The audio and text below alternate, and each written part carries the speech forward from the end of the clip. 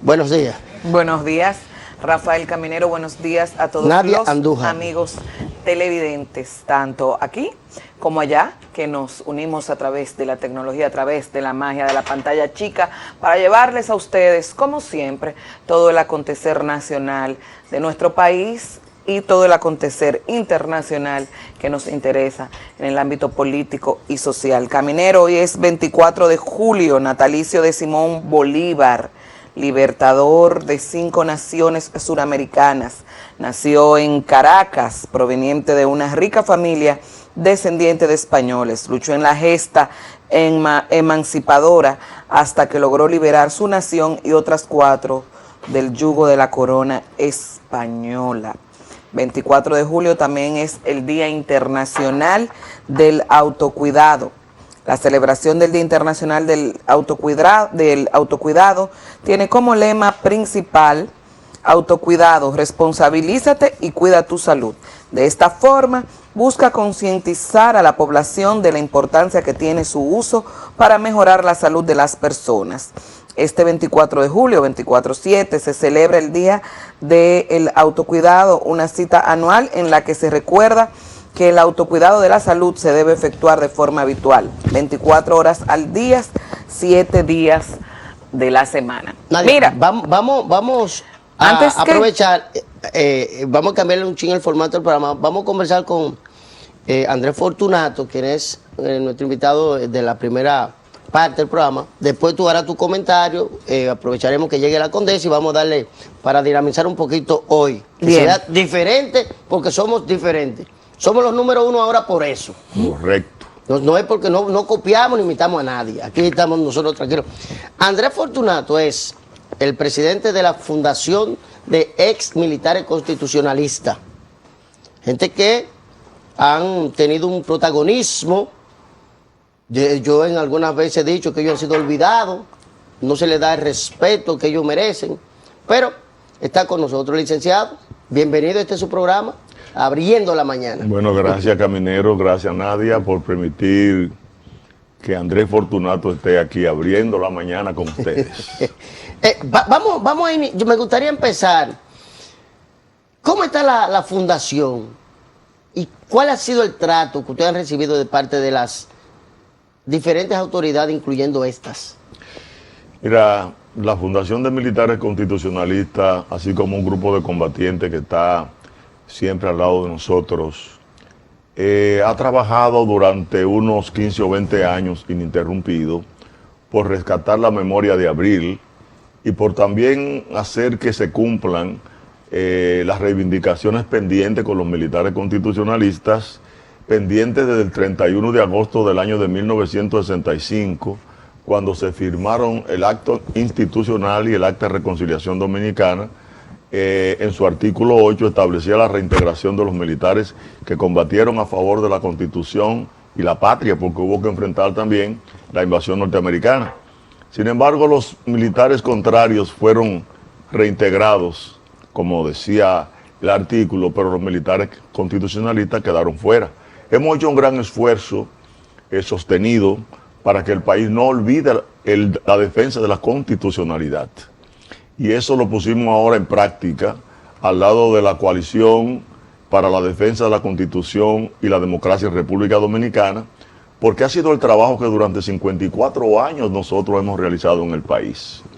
La Fundación sigue luchando por concluir las reivindicaciones que le corresponden y también por concluir el trabajo o contribuir al trabajo de que se constitucionalice la vida nacional. ¿Aproximadamente cuántos militares constitucionalistas hay actualmente en el país, activos todavía, que forman parte de la fundación? Mira, forman más de 400 activos, personas que se convocan a actos y van, personas que se convocan al altar de la patria, un día de la patria. A pesar de la edad y a pesar de las enfermedades, nosotros mensualmente vamos a los cementerios a decir panegíricos de hombres que se han muerto prácticamente olvidados en la pobreza, de hombres y mujeres que su sacrificio no ha sido bien valorado. Pero hemos asumido la defensa porque todos ustedes conocen que los líderes nuestros murieron. Fernández Domínguez murió el 18 de mayo de 1965. Murió Lora Fernández el 19 de diciembre en la batalla del Matún. Luego finalmente murió Camaño en la montaña de Nizaíto. Los líderes principales murieron. 2 líderes que quedaron fueron absorbidos por las Fuerzas Armadas, que fue Héctor Lachapelle Díaz y el comandante Montes Arache. Ellos se quedaron muchos años, pero nosotros nos quedamos fuera. Lo que nos quedamos fuera nos hemos organizado, hemos estudiado, hemos tratado de comprender el valor de la Constitución dentro del proceso de desarrollo democrático de la República Dominicana, que se inicia con la independencia nacional, pasa la restauración y viene la Revolución de Abril como el tercer acontecimiento histórico más importante.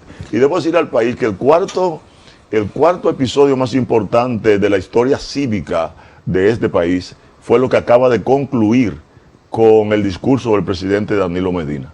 Nosotros estuvimos al borde de volver al pasado. Si el presidente Danilo Medina hubiese podido, a través de sus legisladores, someter el proyecto de reforma constitucional para un tercer periodo, iba a ser el primer presidente que iba a modificar la Constitución en 2 ocasiones para él lograr una reelección. Y ahí él iba a pasar por encima de las fuerzas que desde el poder emanaron de Lili, Ulises Heró, dictador, y también de Leonidas Trujillo Molina. La suerte ha sido para el país que el presidente, después de múltiples factores que han intervenido en este proceso, decidió decirle al país que él no iba a reelegirse. Esto iba a romper con el proceso de desarrollo del Estado Social y Democrático de Derecho contemplado en la Constitución del 2010 en sus artículos 7 y 8 de ella misma. Mire, muchas personas se acercaron a mí. Yo estuve en una rueda de prensa que ustedes hicieron, pues quise ser testigo presencial. Decían, o dicen, los constitucionalistas se plegaron o se unieron al llamado del doctor Leonel Fernández. De hecho, el doctor Leonel Fernández en su discurso frente al Congreso proclamó y recordó a Francisco Alberto Camaño. ¿Ustedes están ahora mismo haciendo causa común con el doctor Leonel Fernández o solamente era ese tránsito para que la Constitución se respetara? No, el doctor Leonel Fernández está haciendo causa con los constitucionalistas. Y quisiéramos que el licenciado Danilo Medina lo hiciera también. Y pienso que cuando habló al país antenoche, se unió a los constitucionalistas. Los constitucionalistas tienen que defender obligatoriamente la Constitución, porque cuando Francisco Alberto Camaño Deñó se iba para Londres, en una rueda de prensa dijo que la Revolución de Abril, a pesar de todos los episodios de dolor, sangre y luto, iba a desembocar alguna vez en una democracia constitucional. Pero además el fundador del movimiento constitucionalista, el coronel Rafael Tomás Fernández Domínguez, en la página 177 del libro Su Ideario, plantea que sin el respeto a la ley, la convivencia es imposible y la libertad también. O sea, es un hombre abanderado de la ley. Y él es abanderado de la ley porque es abanderado del pensamiento del profesor Juan Bosch, que en la toma de posesión de su gobierno el 27 de febrero de 1963, exclamó ante la Asamblea que en un gobierno, en una democracia, no puede haber otro gobierno que no sea el gobierno de las leyes. Hay que respetar las leyes y por eso nosotros estuvimos al lado de la coalición. Porque la idea es que este país no siga discutiendo cosas tan banales como es que un presidente viole la Constitución para reelegirse. Aquí hay que trabajar en este país para que la supremacía de la Constitución que establece el artículo 6 de nuestra Carta Magna se cumpla. Aquí hay que trabajar para que el artículo 246 de la Constitución de la República, que habla sobre el control y fiscalización de los fondos públicos, se aplique. Aquí hay que trabajar para que el artículo 146, que tiene mucho que ver con lo que es la proscripción de la corrupción, se aplique. Aquí hay que trabajar porque en el Congreso de la República los congresistas trabajen y se empeñen el año entero en analizar ese discurso del presidente de la República, esa rendición de cuentas y determinar si el informe que el presidente da es conforme a la ley, como lo establece el artículo 93. Se basa en aplausos. Aplausos, vanagloria y buscar puestos. Y esto determina, nos ha llegado a la conclusión de que la mayoría de los políticos de hoy son una copia distorsionada y degenerada de lo que debe ser un político. Se han llevado de la actitud maquiavélica de que la política debe de reñir con la moral y la ética, y no es verdad. Dentro de la política y los políticos tienen que estar aferrados a la ética y la moral, porque la ética y la moral es lo que te ayuda a ti a entender que tienes que trabajar para tú cumplir con el deber patriótico, el deber cívico, que fue lo que quiso decir Juan Pablo Duarte. Inclusive Juan Pablo Duarte es profesor de Bosch en el pensamiento de la ley. En el artículo primero del proyecto de ley de 1844 que Duarte propuso, planteaba que la ley es la regla a la cual deben acomodar sus actos, así gobernantes como gobernados. Nada se puede hacer al margen de la ley. Si no suben estos grupitos que se van a hacer de mucho dinero, se van a volver caciques dentro de los partidos y van a intervenir en contra del normal proceso de desarrollo de la sociedad dominicana. Ustedes, como constitucionalistas, y ha hablado reiteradas veces sobre el tema de respeto a la ley, no dice la propia ley que quienes tienen que trabajar en ella y hacer y modificar leyes son los congresistas. Claro, al Congreso le corresponde el papel de elaborar las leyes, modificar la Constitución como asamblea.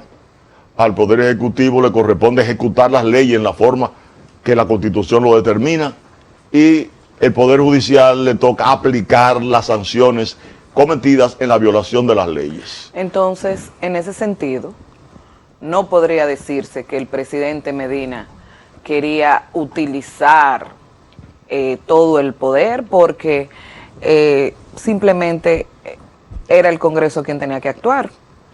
Mira, si nosotros vemos la realidad, el Congreso está adherido al Poder Ejecutivo y está privilegiado.